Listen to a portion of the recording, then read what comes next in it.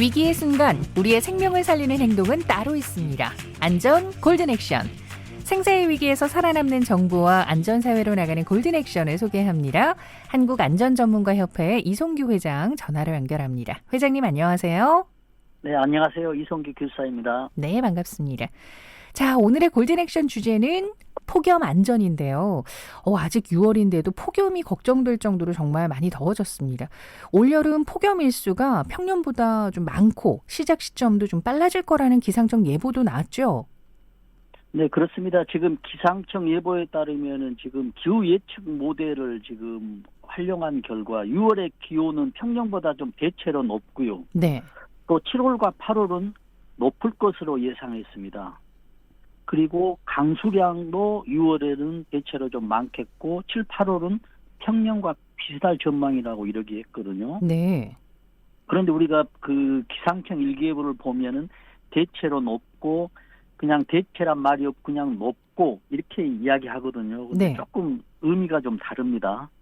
우리가 지금 6월의 기온은 평년보다 대체로 높다겠는데 대체로 높다는 의미는 평년보다 평균적으로 기온이 높지만 일부 예외 가능성이 좀 있다는 의미입니다. 네. 그런데 바로 높다는 얘기는 기온이 명확하게 평년보다 더 높은 수준을 의미하는 거예요. 오. 그러면 이제 평년은 몇 년 정도냐는 얘기면 작년이 아니고 지금까지 과거 30년의 기후 평균 값을 평년의 기온이라고 이렇게 정의하고 있습니다. 그렇군요. 자, 그러면 올여름 평년 기온은 어느 정도일지 또 비도 좀 걱정인데 강수량 예측도 나왔으면 함께 좀 얘기를 좀 해주실까요?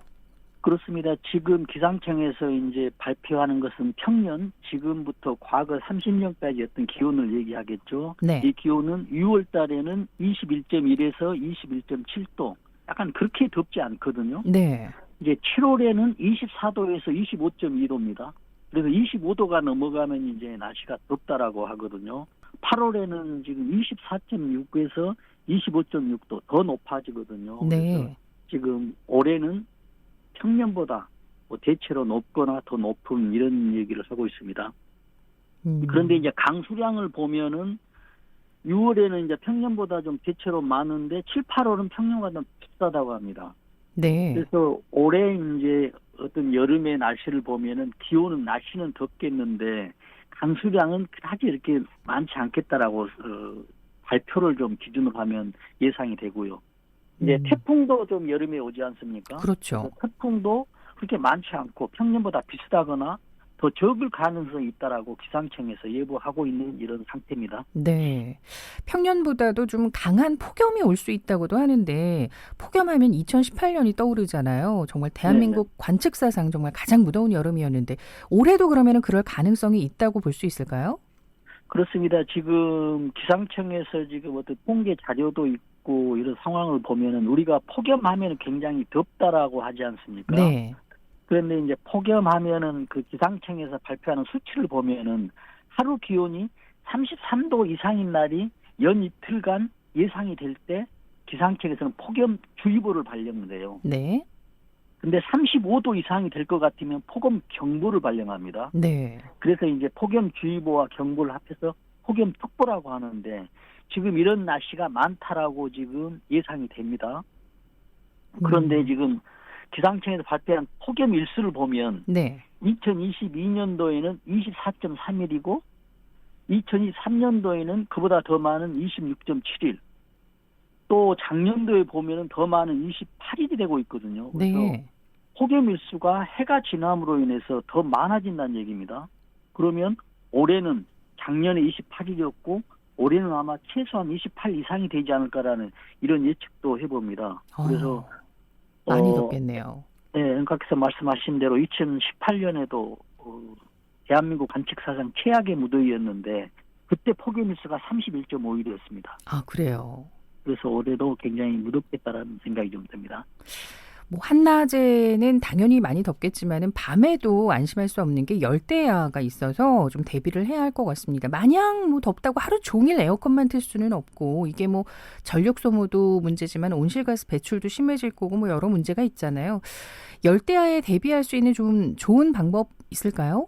그렇습니다. 지금 우리 열대야도 보면은 그 온도를 기준으로 하거든요. 네. 밤에 폭염은 지금 최저 온도가 지금 얼마가 되느냐, 33도냐, 35도냐, 낮에 이야기하고요. 지금 열대야는 밤이거든요. 네. 밤이면은 뭐 오후 6시부터 그 다음날 오전까지 최저 온도가 25도 이상일 때 열대야라고 합니다. 네. 근데 이 열대야도 지금 점점 늘어지고 있어요. 뭐 3년간 보면은 10일이었다가 그 다음에는 19일, 작년도에는 39일 이렇게 증폭적으로 늘어나고 있거든요. 많이 늘었네요. 올해도 네, 열대야가 또 늘어나겠다는 생각이 드는데 지금 열대야를 예방하기 위해서 지금 어떻게 하면 가장 좋은 방법이 있겠냐라고 지금 말씀하셨잖아요. 네네. 보면은 유리창에 우리가 그 단열 필름을 붙이면 굉장히 유리합니다. 우리가 겨울에 그 단열을 하기 위해서 따뜻하기 위해서 어떤 그 일명 뽁뽁이라고 하지 않습니까? 네. 그런 필름을 붙이게 되면 여름에도 굉장히 외부에 뜨거운 열기가 방 안으로 들어오지 않거든요. 네. 그래서 유리합니다. 또 유리창도 단일 유리창이 아니라 그 중복 유리창 있잖아요. 네. 이중창, 삼중창 이런 유리창 됐을 경우에 비용은 뭐 더 들어가겠지만 이 단열 차단하는데 단열 효과가 굉장히 높거든요. 그리고 커튼이나 차양을 치는 것도 아주 유리합니다. 우리가 커튼은 햇빛만 막아주는데 더위도 막아주거든요. 그렇군요. 왜냐하면은 지금 이중창이나 뭐 단열 필름 커튼이나 이런 차양들에 보면은 커튼 같은 경우도 중간에 공기가 멈춰 있잖아요. 네. 이중창에도 그 조그마한 공기지만 그 틈에 공기가 있기 때문에 공기는 열 전달 해수가 굉장히 낮아요. 그래서 공기층을 만들어주면은 굉장히 단열 효과가 높습니다. 단열에 좀 신경을 써야겠습니다. 그렇습니다. 뭐 폭염, 폭우 이런 기상이변이 갈수록 심해지는 것 같은데요. 원인을 좀 살펴보면 아무래도 온실가스에 의한 지구온난화가 주 원인이겠죠? 그렇습니다. 지금 말씀하신 대로 지금 이렇게 날씨가 더워지는 것은 지구가 지금 따뜻해지고 있거든요. 네. 그러면 따뜻해지면 왜 따뜻해지냐라고 하면 지구를 둘러싸고 있는 온실가스가 우리 비닐하우스처럼 지구를 덮고 있다. 이렇게 해서 이제 지구온난화라고 얘기하는데요. 지금 우리가 법에서 보면은 지구온난화의 그 요인인 온실가스를 어떻게 정의하고 있냐면 이산화탄소, 메탄가스, 뭐 질소산화물 이런 식으로 하고 있거든요. 여러 네. 가지가 있지만 이게 지금 3대 온실가스입니다. 순서적으로 보면 이산화탄소가 제일 많고요. 그다음에 메탄가스, 질소산화물 이 순인데 지금 이산화탄소는 어디서 발생되냐는 얘기죠. 우리가 지금 자동차나 어떤 불을 피우잖아. 산업 현장에서 연소를 시키잖아요. 네. 뭐 발전소에서 뭐 불을 피운다든지 이럴 때 발생되는 게 이산화탄소하고 질소산화물이거든요. 그 다음에 이제 우리가 메탄가스 있죠. 메탄가스는 어디서 발생되냐면 어떤 쓰레기나 폐기물에 부패되지 않습니까? 네. 이걸로 인해서 이제 발생돼요. 우리가 그 보통 쓰레기 폐기물에서 불이 났다 하잖아요.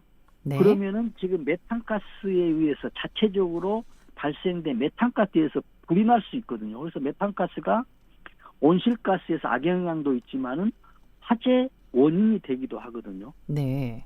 그래서 이런 가스들이 지구 상층부에서 비닐하우스 역할을 해서 태양에서 열을 받은 지구가 복사에 의해서 방출이 돼야 되는데 그 온실가스에서 갇혀 있어 버리니까 지구가 점점 더워지고 있어서 지금 이런 현상들이 나타나고 있다. 이렇게 지금 분석이 가능합니다. 네. 그래서 정부에서는 국민들이 일상 속에서 이 탄소 감축을 좀 더 적극적으로 실천할 수 있도록 탄소 중립 포인트제라는 걸 시행하고 있는데요. 어떤 내용인지 조금 살펴볼까요? 그렇습니다. 지금 탄소 중립 포인트제는 이렇게 탄소 중립은 우리가 2050년도에 지금 탄소 생산량하고 없애는 양하고 좀 똑같이 하겠다는 얘기거든요. 그래서 네. 굉장히 큰 프로젝트인데요. 이걸 실현하기 위해서는 국민들이 이제 참여하지 않으면 안 되는데 지금 국민들이 1년에 이제 국가에서 지금 하고 있는 탄소 중립 포인트제에 참여해서 돈을 벌 수 있는 게 27만 원을 포인트로 해서 벌 수가 있다라는 그런 내용이거든요. 네. 어떤 분야냐면 세 분야로 나누고 있습니다. 녹색 실천 분야가 있고 에너지 분야, 자동차 분야 세 분야로 나눌 수 있는데 첫 번째 이제 녹색 실천 분야에서는 어떤 전자 영수증 있죠. 이런 것들을 하게 되면 100원씩 적립이 되고요. 텀블러나 다이용 컵을 이용하면 1회당 뭐 300원씩. 또 친환경 제품을 구매하거나 폐유대품을 반납하면 뭐 1,000원 해가지고 연간 7만 원의 포인트를 적립할 수 있고요. 네. 에너지 분야에서는 전기나 상수도를 15% 절감하면 최대 10만 원 포인트를 제공하고요. 자동차 같은 경우는 주행거리를 40% 이상 또는 주행거리 4,000km 이상을 줄이면 최대 10만 원 지급을 하고 있습니다. 네. 이걸 총합하면은 27만 원인데 이게 이제 우리가 지금 참여하는 국민이 한 200만 명 정도 된다는 얘기입니다. 이게 탄소도 줄이고 또 돈도 벌 수 있는 이런 참 좋은데요. 어떻게 참여할 수 있나요? 그러니까는 보면은 지금 탄소 중립 포인트제 홈페이지가 있고요. 네. 또 홈페이지에 들어가지 않더라도 우리가 앱상에서 지금 그 스토어에서 앱을 깔면 카본페이라는 이런 그 앱이 있거든요. 이걸 네. 깔아서 다운로드 받아서 뭐 가입해서 하게 되면은 이런 혜택을 받을 수가 있겠습니다. 그래요. 자, 에너지 분야에서는 뭐 전기 사용량을 한 15%만 줄여도 연간 최대 10만 원의 포인트를 받을 수 있다고 했는데 사실 전기 사용량 15% 줄이는 게 좀 쉽지는 않을 것 같아요. 네, 그렇게 이제 우리가 보통 생각이 드는데요. 예를 들어서 에어컨 온도를 1도만 낮춘다 하더라도요. 지금 에너지 사용량이 7에서 10%가 절약할 수가 있습니다. 네. 여름에 에어컨 1도 높이고 겨울철에 난방 온도 1도만 낮춘다 하더라도 10%까지 절약할 수 있고요. 또 이것뿐만이 아니고 우리가 냉장고를 사용하지 않습니까? 네네. 그러면 냉장고에 어떤 물건을 가득 놓는 것보다도 약 70%만 채워놓고 또 문을 닫는 횟수를 조금만 줄인다 하더라도 이것도 5에서 7% 정도 경감한다는 얘기거든요. 네. 그래서 우리가 에너지 전략은 힘들게 되는 게 아니고 에너지 전략을 해야 되겠다라는 그런 마음만 갖게 된다면 10% 정도는 너무 쉽게 줄일 수 있다라는 그런 생각입니다. 그렇네요. 환경을 지키는 이런 실천들 하나하나 좀 신경 써보면 어떨까 합니다. 뭐 환경도 지키고 뭐 포인트도 얻고 좋습니다. 오늘 폭염과 관련한 내용 짚어봤는데 말씀 잘 들었습니다. 회장님 감사합니다. 네, 감사합니다. 네. 위기의 순간 우리의 생명을 살리는 행동은 따로 있습니다. 안전 골든 액션. 생사의 위기에서 살아남는 정부와 안전사회로 나가는 골든 액션을 소개합니다. 한국안전전문가협회 이송규 회장을 전화 연결했습니다. 회장님 안녕하세요. 네, 안녕하세요. 이송규 교수입니다. 네, 반갑습니다. 자, 오늘의 골든 액션 주제는 폭우 안전. 그중에서도 맨홀 뚜껑과 관련한 내용을 집중적으로 좀 짚어보고자 하는데요. 내일 저녁부터는 또 장마에 들어가기 때문에 특히 더 좀 신경이 쓰입니다. 며칠 전에도 전국적으로 장대비가 쏟아졌는데 이때 부산에서는 맨홀 뚜껑에 30대 여성이 빠지는 사고가 발생했다고 합니다. 이 사고부터 좀 짚어볼까요? 네, 그렇습니다. 지난 14일이죠. 부산에서 이제 갑자기 내린 폭우로 인해서 맨홀 뚜껑이 열리게 됐습니다. 네. 근데 마침 30대 여성이 이를 확인하지 못하고 지나가다가 맨홀에 빠졌거든요. 네.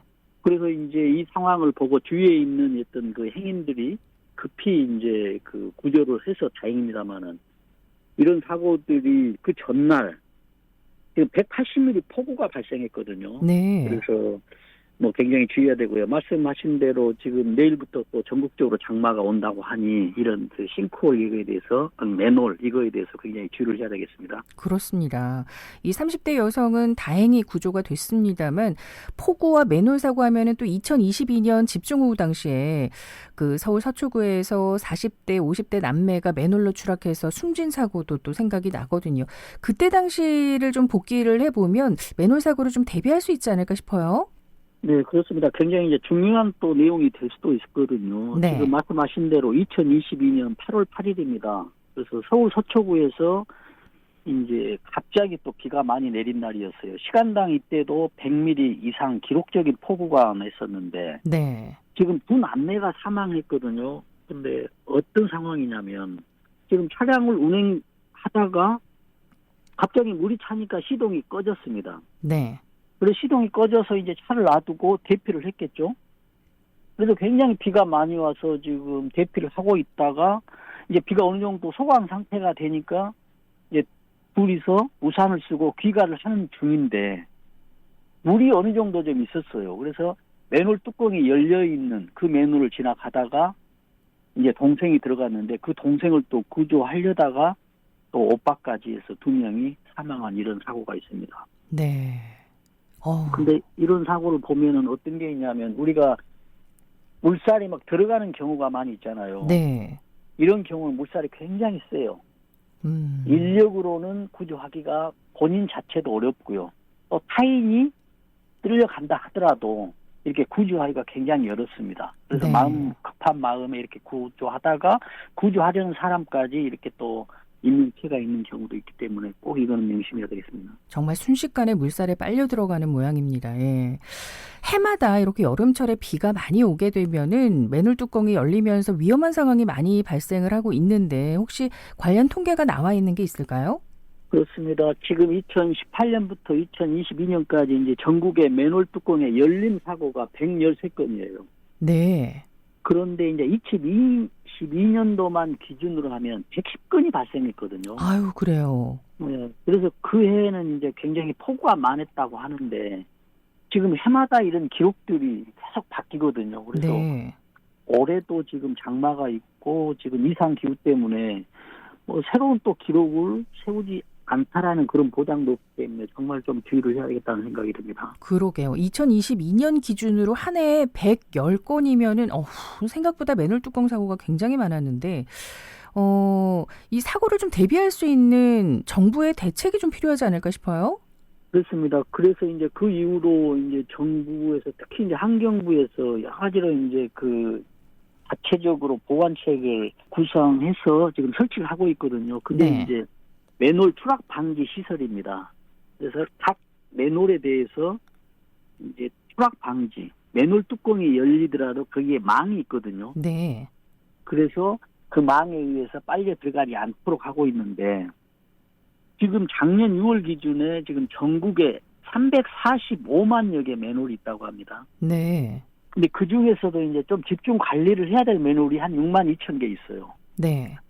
근데 그 중에서 약 20%밖에 지금 맨홀 추락 방지 시설을 설치밖에 못했어요. 20%밖에. 나머지 지금 80%는 굉장히 위험하다는 얘기거든요. 네.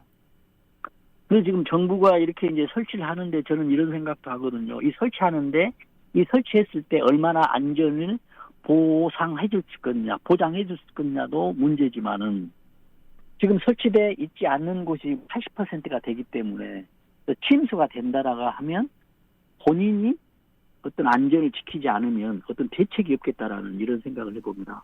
그렇네요. 자, 맨홀 뚜껑이 열려있는 곳을 지나게 될 때 차량 역시 사고가 발생할 수 있을 텐데 어떤 주의가 필요할까요? 그러니까 지금 아까 그 2022년도에 남매가 사망한 사건도 지금 차량을 운행하다가 사고했거든요. 네. 그래서 이제 우리가 주의해야 될 거는 침수 도로가 있다라고 하면 우회하는 게 가장 안전합니다. 그러나 이제 우회하지 않고 불가피하게 이제 지나갈 때는 당연히 서행을 해야 되고 또 비상등도 켜서 주변을 알려야 됩니다. 네. 또 때로는 상향등 있죠. 이것도 지금 전등에서 켜서 지금 운행하는 게 가장 좋고요. 우리가 지금 폭우 시에는 맨홀 뚜껑이 보이지 않는 경우가 많거든요. 그렇죠.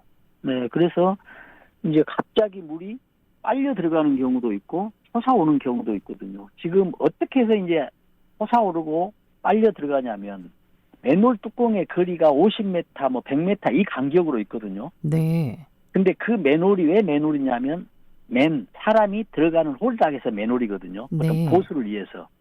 그러다 보면은 앞에 있는 맨홀과 뒤에 있는 맨홀에 높이 차가 있으면은 위에서는 물이 들어가겠죠. 그러면 그게 이제 빨려 들어가고 아래쪽에 있는 맨홀에서는 솟아오르겠죠. 네.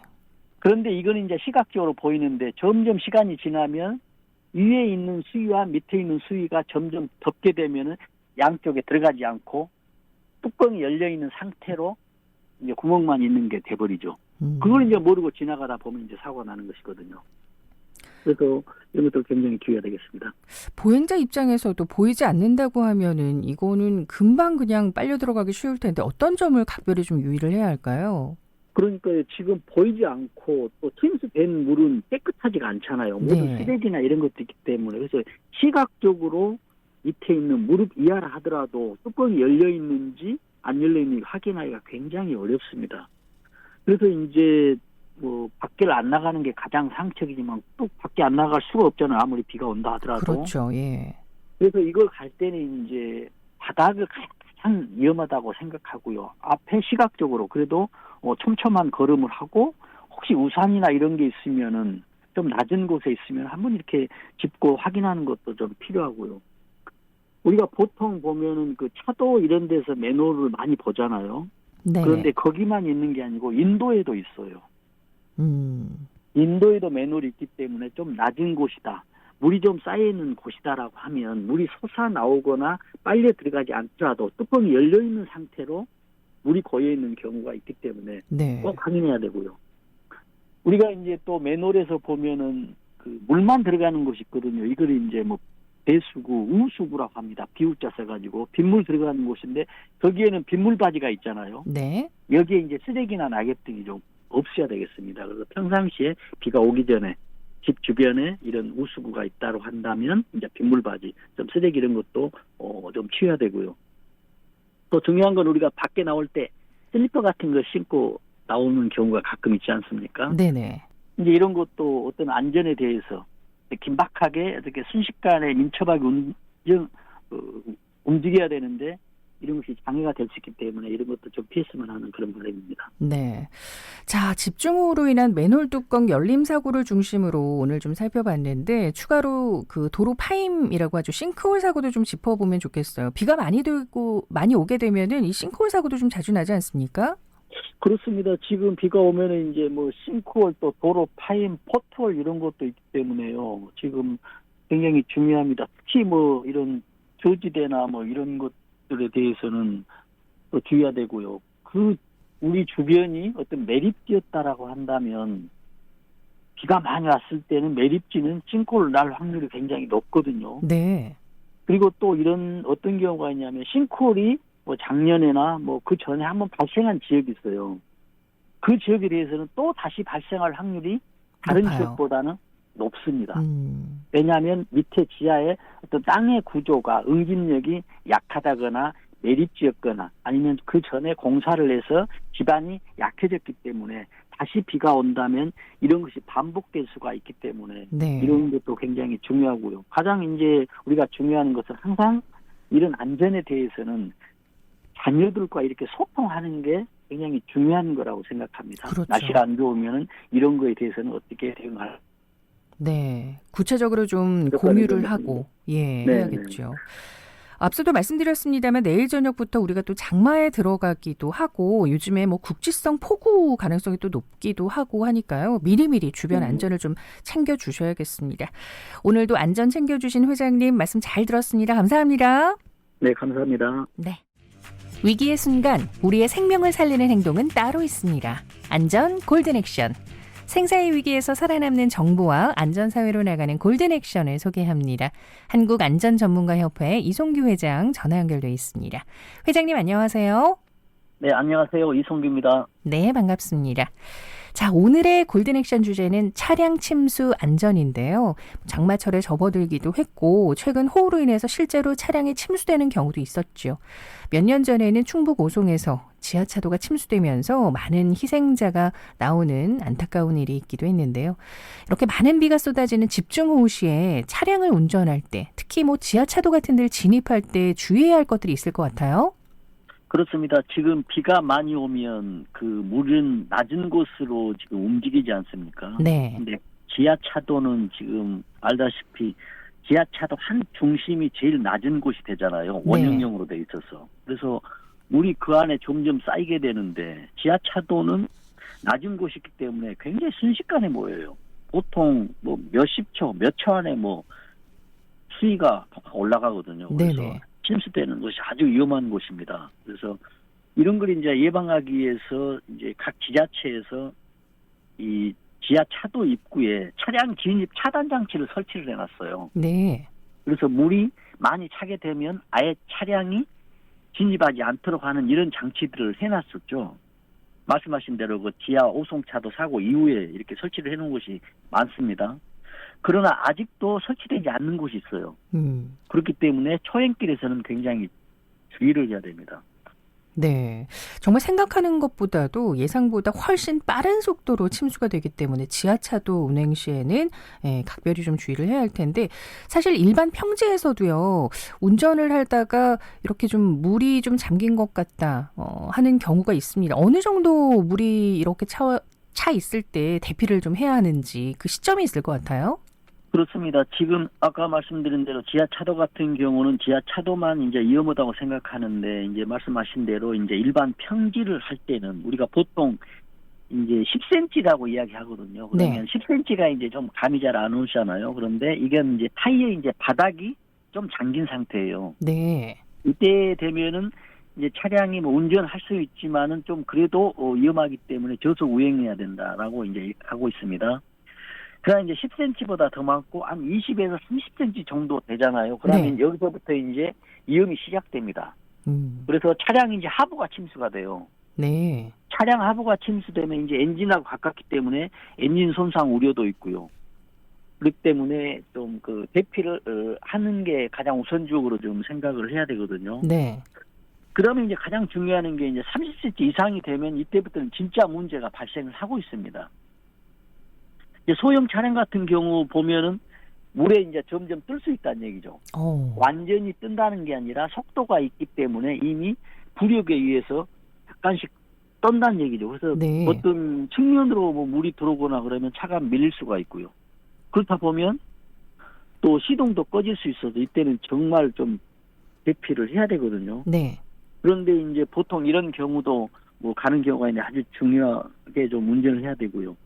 50cm 이상이 되면은 이때는 완전히 타이어가 이제 잠기는 상태입니다. 소형 타이어 기준입니다. 네네. 이때는 대부분 이제 차량 주행 불가가 되고 그 차량을 포기하고 고지대로 대피를 해야 되는 이런 상황입니다. 그래서 30cm 타이어 기준으로 봤을 때 타이어가 3분의 2 정도 된다 하면 차량의 문제가 발생이 되고 있다라고 생각하는 것이 가장 좋은 기준이 되겠습니다. 네.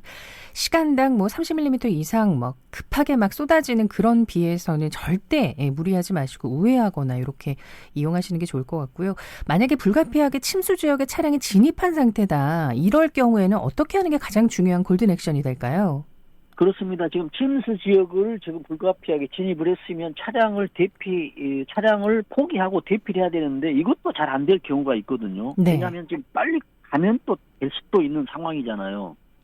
그래서 만약에 지금 차를 운전하고 지금 진입을 해야 된다라고 하면 지금 차량을 급가속을 하지 않고요. 또 급감속도 하지 않고 저속으로 가야 됩니다. 네. 보통 우리가 저속이라 하면 10에서 20km, 시속 10에서 20km 이내죠. 그러면 이게 이제 자동 변속기가 요즘 많기 때문에 이 상태는 수동 모드로 바꾸거나 아니면 저단 기어, L이라고 써 있잖아요. 네. 이걸로 놓고 이제 운행을 해야 되겠죠. 보통 이제 또 수동 변속기 차량은 1단으로 운행을 하게 됩니다. 네. 만약에 이제 엔진을, 회전을 일정하게 해야 돼서 이제 배기구에는 말하자면 엔진이 연소된 다음에 연소가스가 이제 배출되잖아요. 네네. 그런데 이게 만약에 정지돼 버리면 그 안에 물이 들어와 버리거든요. 물이 들어오면은 물이 들어온 것만으로서 문제가 되는 게 아니라 엔진 자체가 아예 사용을 못 하게 돼 버립니다. 이걸 이제 역류 상태라 하거든요. 네. 그래서 이런 것들이 굉장히 중요하고 만약에 진입했을 때도 앞차도 또 진입하잖아요. 네네. 그러면은 이것도 좀 적정 거리를 둬야 됩니다. 왜냐하면 차가 지나갈 때 물살이 일으키잖아요. 이런 물살 때문에 또 내 뒷차가 또 위험하기 때문에 이것도 안전거리를 유지하면서 운행하는 것이 가장 좋은 방법이라고 하겠습니다. 침수 지역을 빠져나가려고 운행을 하다가 중간에 시동이 꺼지는 경우에는 재시동을 하지 않아야 한다고 들었습니다. 왜 그런가요? 그렇습니다. 지금 재시동을 하게 되면 이제 차량 엔진이 완전히 사용을 못하게 돼버립니다. 그 이후에도 이제 침수가 다 해제된 다음에 이 차가 폐치될 그런 상황이 되거든요. 네. 그리고 또 중요한 것은 침수 후에 다시 시동을 걸잖아요. 네. 이랬을 때는 보험 처리가 안 돼요. 아, 그렇군요. 근데 이제 보험 처리할 때 시동을 다시 걸었느냐 안 걸었느냐를 확인을 어떻게 하냐 이런 의문이 좀 들잖아요. 네네. 그런데 만약에 물에 침수된 상태 재시동을 걸었다는 얘기는 엔진 상태 안으로 물이 들어왔다는 얘기거든요. 네. 이걸로 보고 재시동을 걸었다고 판단하기 때문에 금방 할 수가 있어요. 엔진만 분해해보면. 그래서 절대 침수 지역에 시동이 꺼졌다라고 하면 이미 차는 그대로 놔두고 밖으로 나와야 되거든요. 근데 이렇게 물이 차 있는 상태면은 문을 열기도 사실 쉽지 않을 것 같거든요. 네, 굉장히 중요한 내용입니다. 지금 우리가 침수가 됐을 때 아예 뭐 타이어 분간 정도 됐다라고 하면 우리가 그 문을 열고 닫는 보아 있잖아요. 네네. 이거는 쉽게 열리는데 예를 들어서 문에 보아의 한 절반 정도 물이 찼다라고 하면 문이 열 수가 없어요. 네. 왜 열 수가 없냐면 문의 절반 정도 이제 밖에 안에는 공간이잖아요. 네. 근데 문 바깥에 수압이 있거든요. 네네. 물의 압력. 물의 압력이 굉장히 몇 톤이 될 수 있어요. 물의 양에 따라 다르거든요. 도저히 열 수가 없어요. 그런데 만약에 이제 그런 경우가 있겠죠. 물이 점점 올라와요. 밖으로 나가야 되는데. 네.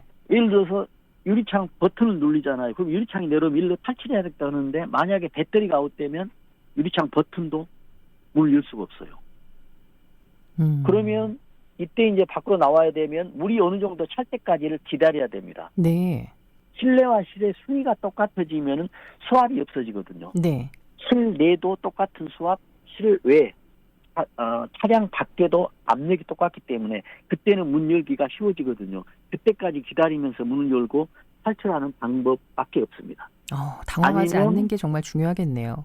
그렇죠. 아니면 안에서 문을 유리창을 깨야 되는데 이런 것도 지금 물이 있기 때문에 물이 순식간에 이렇게 오면 이런 것도 주의해야 되겠죠. 네. 침수 차량에 대한 무슨 보험 보상을 받으려면은 우선적으로는 그 자기 차량 손해보험에 가입돼 있어야 한다면서요? 그렇죠. 침수가 된 차량을 보험에 가입하려면은 뭐 대인 대물 이게 아닌 자차 보험 있죠. 네. 내 차가 문제가 있었을 때 보험을 가입해야만이 보상을 받을 수가 있습니다. 그리고 이제 보상을 받을 수 있는 조건이 좀 굉장히 좀 엄격하게 돼 있어요. 네. 내가 차량을 주차 중에 침수된 경우, 주차장에 주차할 수 있잖아요. 네. 이 경우에 침수된 경우에도 보상을 받을 수가 있습니다. 그러나 주차장이 아닌 곳에 주차하다가 침수가 됐으면은 보상을 안 받을 확률이 굉장히 높아요. 네. 그 다음에 또 차량이 운전 중에 침수돼 시동이 이제 꺼진 경우 이때까지는 보상이 되는데 다시 재시동이 걸었을 때는 또 안 되죠. 그래서 한 번 시동이 딱 꺼졌으면 그대로 열쇠를 가지고 밖으로 나오는 경우가 이제 보상을 받고 다시 시동을 돌렸다라고 하면 절대 안 되거든요. 네. 그래서 이런 상황이 되면 이제 보험사에 즉시 통보를 하고 어떤 사진도 찍어놓고 하면은 다음엔 입증하는데 중요한 자료가 되겠습니다. 최근에는 또 전기차 사용하시는 분들도 늘고 있는데 전기차가 침수됐을 때도 일반 차와 좀 비슷한가요? 좀 상황이 다릅니다. 전기차는 어디에 약하냐면 물과 충격에 약하거든요. 네. 왜냐하면 이 배터리를 굉장히 이제 튼튼하게 만들지만 배터리 내부에 전해 핵이나 양극, 음극에 있는 이 그 화학 약품들이 있기 때문에 이게 충격이 된다라고 하면 전해 액이 액체로 돼 있거든요. 이 액체가 밖으로 나옴으로 인해서 공기 중에 산소나 물이 있으면 반응을 해서 산소가 발생돼요. 네. 산소가 발생했다는 얘기는 불빛이 있다면 이미 이제 여기서 불이 나겠죠. 근데 아시다시피 배터리는 폭주 현상으로 인해서 폭발이 계속 연결되거든요. 그래서 아주 중요합니다. 그래서 전기차 같은 경우는 물에 들어가지 않아야 되거든요. 네. 우리가 지금 전기차가 물에 들어갔을 때 지금 통계는 많이 나오지 않고 있죠. 지금 물에 들어서 지금 문제가 됐다고 통계가 나지 않는 이유는 왜 그러냐면 지금 전기차가 출연된 지가 몇 년 되지 않아요. 네. 그래서 통계에 잡히지 않았을 뿐입니다. 그렇기나 전기차는 물과 충격에 굉장히 위험하거든요. 그래서 만약에 전기차가 침수됐다라고 한다면 이거는 굉장히 위험하다라고 하면서 어떤 정비서나 이런 것에 꼭 경비를 받을 그럴 중요한 상황이 되고 있습니다. 되도록이면은 침수 지역을 운행하지 않도록 폭우가 내리거나 한다면은 각별히 좀 주의가 필요할 것 같습니다. 그리고 만약에 네, 그런 곳에 진입을 한 상태라면은 반드시 저속 운행으로 조심조심 1단으로 이렇게 지나가셔야 한다는 것도 잊지 마시고요. 안전을 위한 골든 액션 오늘도 기억하고 지켜야 하는 내용 잘 들었습니다. 회장님 말씀 잘 들었고요. 다음 시간에 뵙겠습니다. 네, 감사합니다. 네, 감사합니다.